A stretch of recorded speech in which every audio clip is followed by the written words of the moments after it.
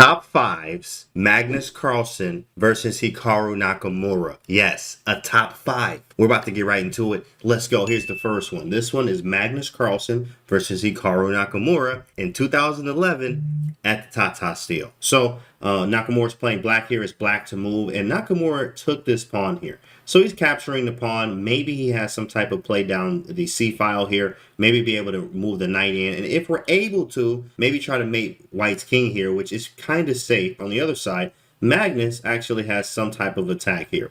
But you got to find the right move. And here is a nice one. White to move. What do you do in this position? Here's what Magnus said. Magnus says, you know what? It's time. It's time. So he hitting bishop takes h6 and we in the mix. Oh my goodness, that's a big boy move from a big fella. Open up the file with a smile. So after bishop takes h6, there's g takes h6 right back because he's like, I gotta kind of do that. And then after g takes h6, there's g7. What a move. It's going down. Oh my goodness, right? g7 attacks the bishop.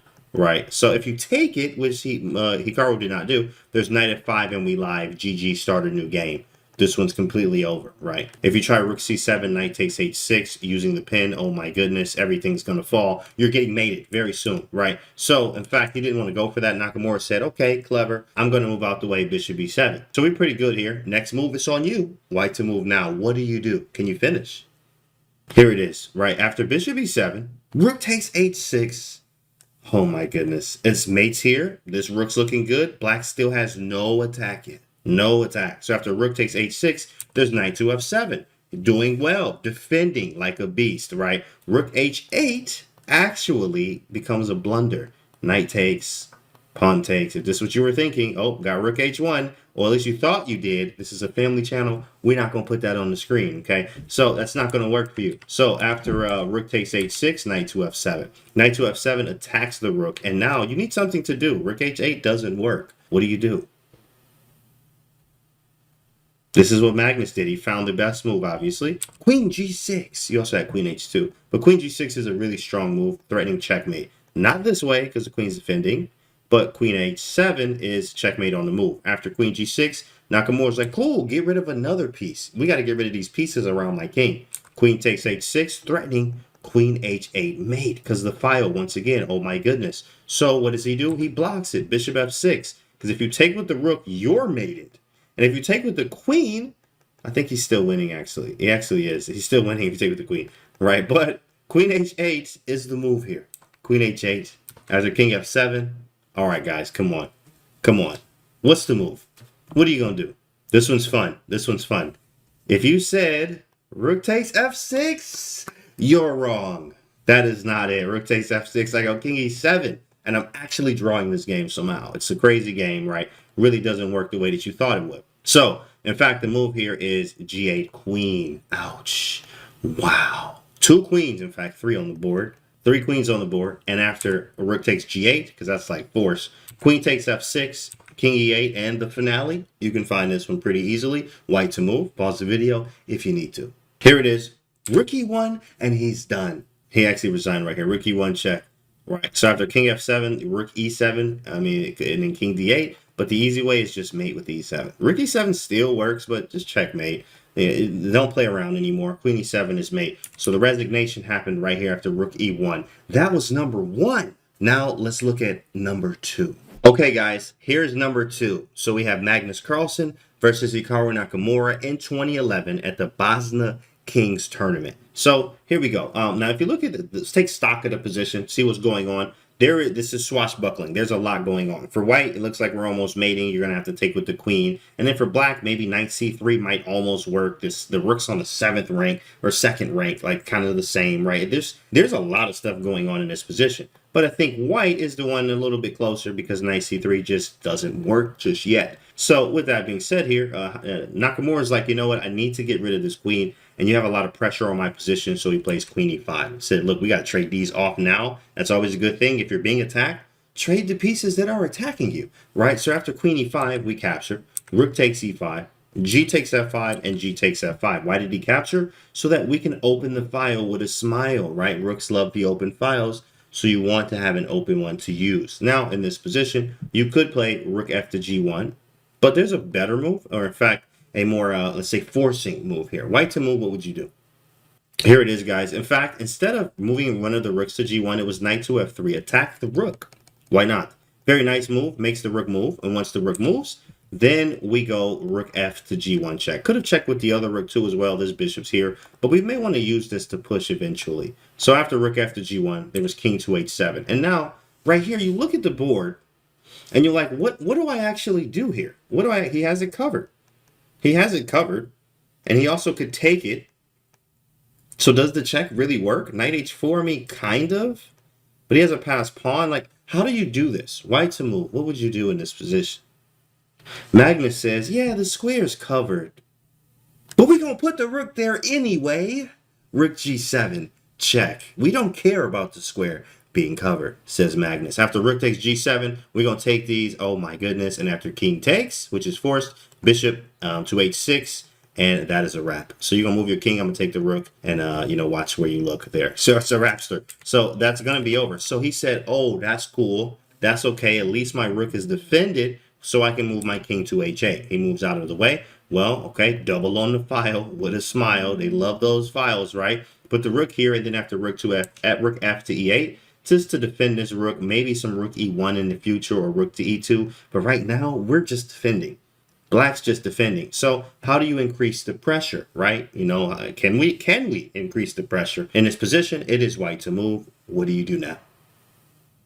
Here it is, guys. You need more pieces, right? It takes multiple pieces for a successful attack. I mean, you have these, but we're not successful yet. The bishop is on the wrong color, really. We would love to have a light square bishop, but we don't. But we do have a knight, and that knight can bounce around over here to h4 for the score. Knight g6 is maiden we great. Wow. Can you even stop it without even giving up material, right? Rook g6 just runs right into the same thing. Knight to g6 doesn't matter. And we get the exchange there. So Hikaru says, oh, no, not today. Rook takes g7. And that's the end of the game. In fact, resignation on the spot. After rook takes g7, there's pawn takes g7, right? H takes g7, and then king h7 and knight f5. Knight f5, we're going to play rook h1 and rook h8. And this game is completely over. And also, if you go king to g8, even worse, knight takes f5 with knight h6 intentions. Rook h1 and rook to h8 will be very devastating. So the last move here was after rook takes g7. The game was over here. But pawn takes g7 will be next. You could also take with the rook as well. I mean, even here, knight g6 with winning some material. Rook e6 and knight to g6, or even knight takes f5 still wins, weirdly enough. But knight g6 takes, and this one's just completely over. However you want to do it here. White was winning. Very good one. Now, let's go to number 3. Okay, guys, and here we are with number 3. This one is Hikaru Nakamura versus Magnus Carlsen in 2018 at the Chess.com Speed Chess Championship. Now, Hikaru was playing white here, and actually e5 was played by Magnus. So after e5, right, Hikaru says, I'm just going to take it. Let's just see what he does. Open up the center a little bit. Knight takes e5. Knight takes c5 from Hikaru, and rook takes c5, keeping the material balance even here, says Magnus, and just keeping the balance here. And now white here plays a simple move. Can you find it? What would you play in this position? Should be very obvious to a lot of you guys. But if not, you're going to learn here. It's white to move. What do you do? Here it is, guys. You got to get your king out of the center. As you're opening up the center, you probably don't want to have your king still there. So he just gets out the way and castles. And then Magnus plays, okay, cool, you castle. D takes c4. This was the plan anyway, right? Get a little pin going with knight e4 maybe, right? You can't take with the bishop because your queen's pinned. And if you take with the pawn, damage structure. Knight e4 is coming in there. Maybe we can bully this pawn. Pretty nice position, says Magnus. So what do you think Hikaru did about this? It's white to move. What do you do? In fact, Hikaru here picked up his bishop and said, boom! Magnus, you hang queens too, don't you, big fella? The Magnus Carlsen, the world champion, hung his queen in this position. So hopefully you feel better back at home if you hung your queen today. It's okay. We love you. You're going to be just fine. Bishop takes h7. Wow, look at that. Magnus Carlsen did hang this. And after king takes, queen takes d8. And the game's over. You dropped your queen. Ouch. Ouch. Magnus Carlsen goes down in this game. This is 2018. Simple blunder. But it happened. Hikaru took advantage of it. He got him 2018 here, Chess.com Speed Chess Championship. That was number 3. Now, let's move to number 4. Okay, guys, here we are with number 4. This one is Magnus Carlsen versus Hikaru Nakamura in 2020 at the Magnus Chess Tour Finals, right? So Hikaru is playing black. First off, you're looking at this position like, what is going on?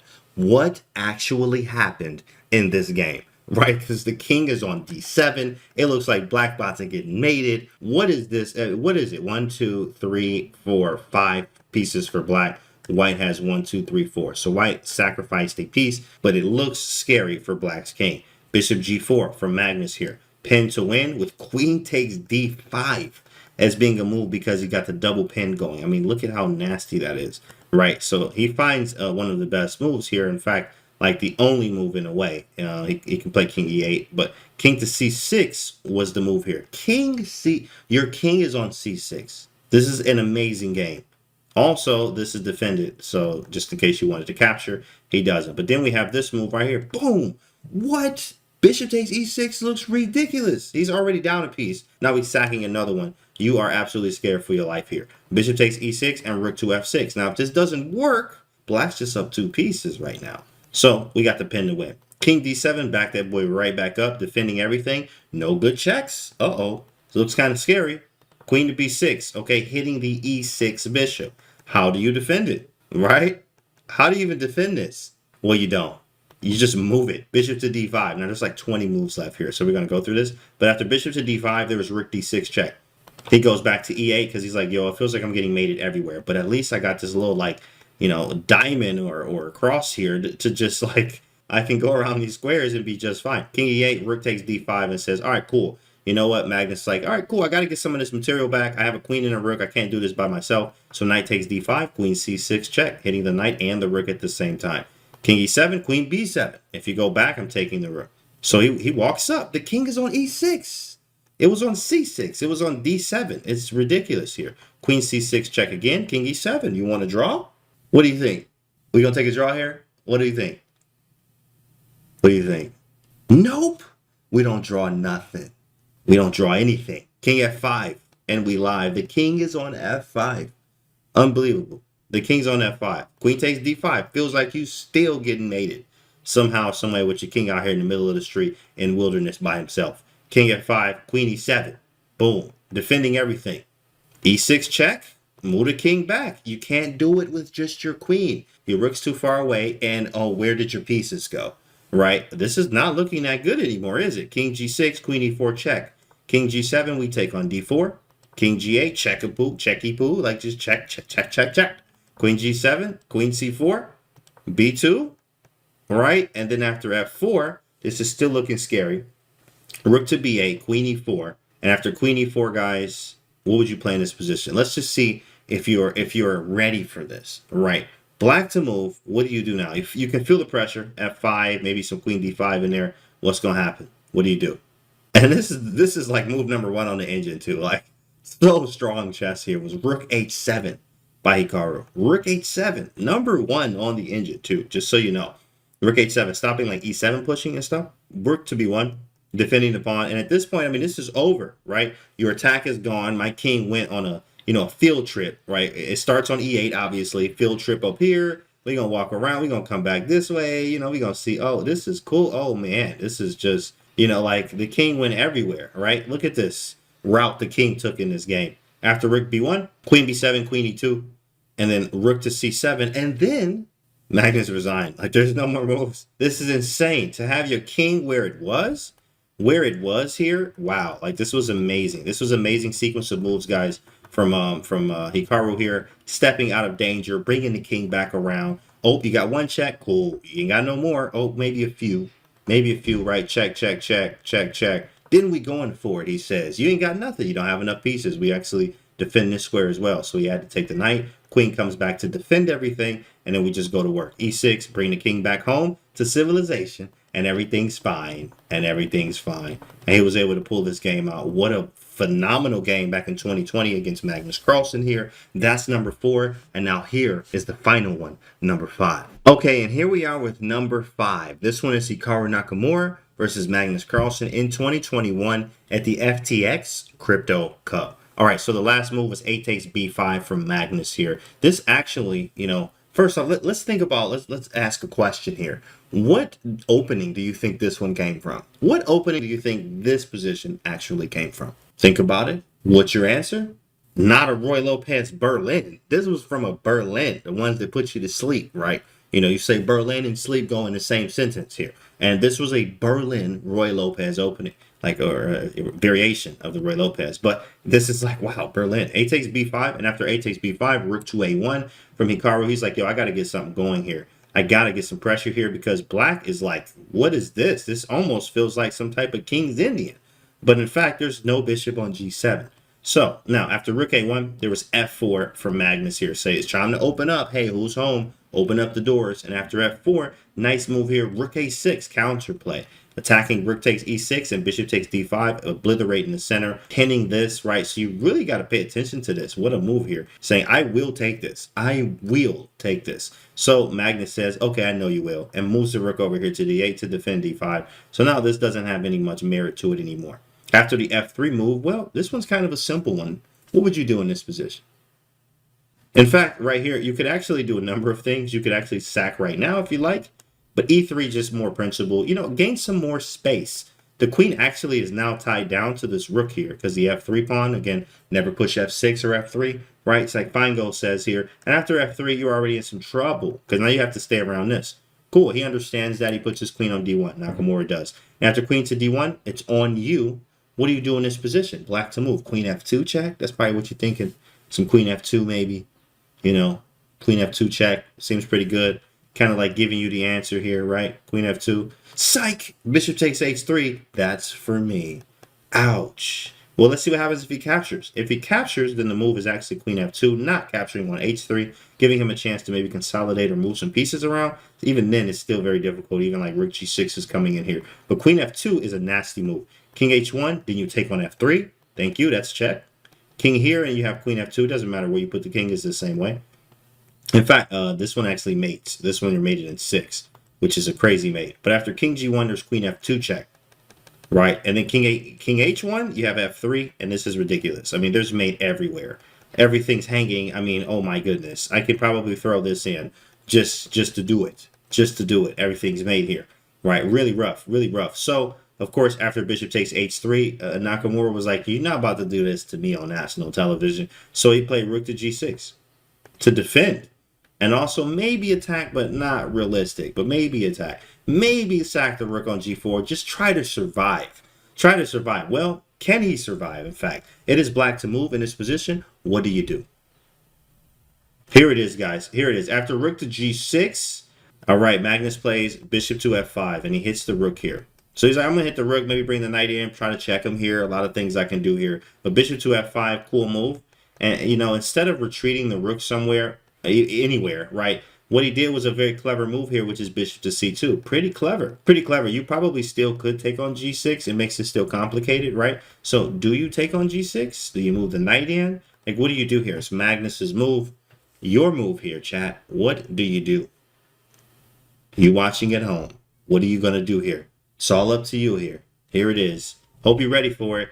Bishop takes c2, not g6. Because now we can actually, I mean, look at this. This is one of the coolest forks you will ever see. I'm taking a piece that can be captured, but I am forking at the same time, right? So, you know, this is nice. I captured a piece and forking, basically two pieces for free. Because after you take with the queen, I can just take on E1, and he's done. In fact, ouch, right? Not the queen was the only thing defending E1.